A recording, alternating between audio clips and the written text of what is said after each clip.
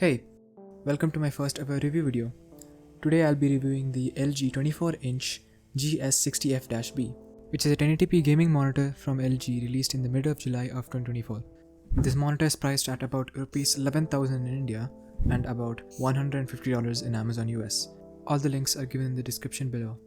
Now moving on to the parts and accessories, we see that the box comes with two parts of the monitor stand, a cover, a manual, a DisplayPort connector, some screws, and of course the monitor itself.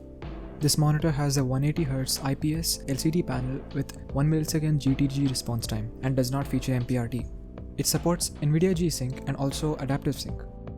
I'll discuss this further later on in the video. Let us move on to the build quality. This monitor is made out of a polycarbonate frame which is fairly well built and has no weird kinks. This is completely normal for LG and there's nothing in particular to note. It has the signature LG Ultra Gear design on the back and has a singular HDMI 2.0 port, DisplayPort 1.4 and a HD audio jack. Now I'm not too sure if this is an 8-bit panel or a 10-bit panel and I'll go over my hesitation on this later. For now I'll show you guys how to assemble the monitor stand. Go to this time frame if you want to skip this section. I first take out the 3 screws from the packet and place them aside.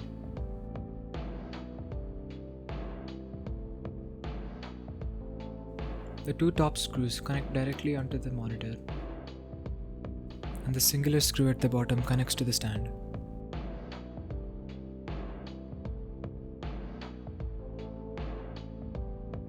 I place the stand into the slot and I screw in the 2 screws and tighten it a little.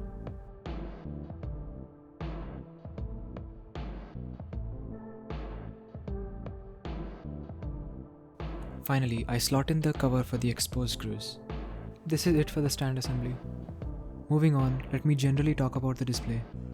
The monitor has a reported sRGB value of 99% and out of the box color configuration is pretty good.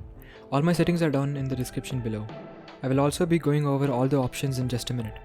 It does support HDR10, but I generally wouldn't recommend it as it will throw color accuracy out the window. And honestly speaking, it doesn't even look that good. The monitor control is at the bottom of the display right here. The monitor mode page has all the different color modes with Gamer 1 and Gamer 2 being the most customizable.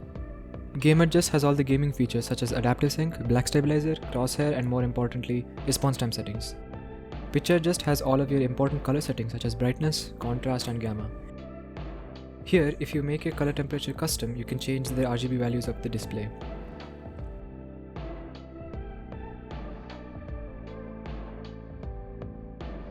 Input has your basic input options along with your aspect ratio, which should be wide.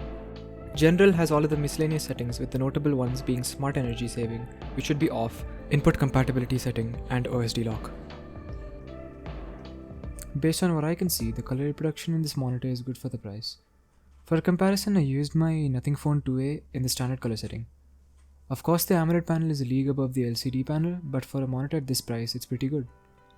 It's also much better than my old monitor, which is an LG 24GL600F. I would also like to mention that the clarity of this monitor is much more noticeably better than my old LG. By the way, if you have a phone released in the past 3 to 5 years, it can be a good benchmark on how to color correct your display manually by just comparing and adjusting. Now keep in mind that this is probably not 100% color accurate.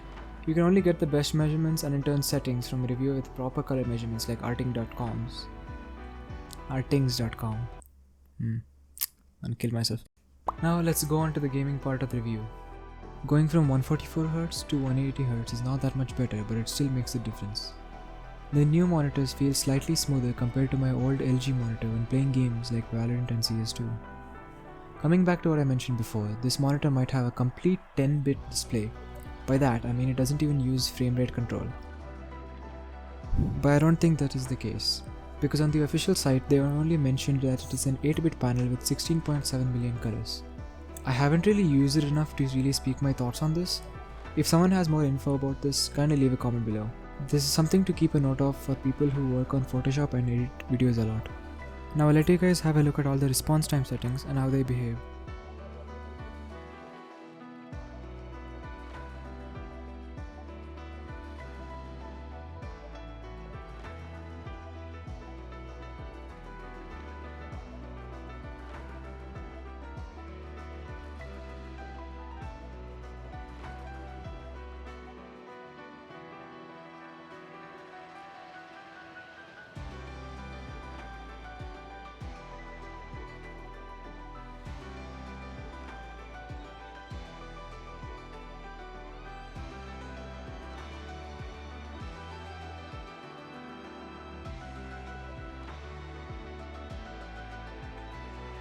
I have no way of measuring the response times of the monitor, but when using the fast response time preset, with games like CS2, Valorant and Doom Eternal, there's pretty much no visible ghosting. Though when you look at the UFO test, you can see that there's a little bit of ghosting. This isn't really an issue because most people wouldn't notice this. Although keep in mind, using the faster setting causes a lot of pixel overshoot as seen in this clip here. Speaking of response time, this monitor does not come with an MPRT mode, which I think doesn't really matter for me, and it might not matter for you. This is because it causes a lot of eye strain, so if you think that you're really prone to eye strain, I think it's better to keep this setting off. MPRT also lowers the brightness of the monitor considerably. Now finally, as a TLDR, I would say that this monitor is a good option for those who are looking for a 1080p 180Hz gaming monitor for in and around Rs 11,000. It has a good response time with little to no ghosting at the fast setting of course. It does not have an MPRT mode, which is not really too much of an issue for people like me. It has an IPS panel with a sRGB rating of 99%, which is not at all bad at this price. Putting all of this together, I would say this monitor is really worth the price and is a good buy. Thank you for watching the video. If you liked it, please like and subscribe. Bye.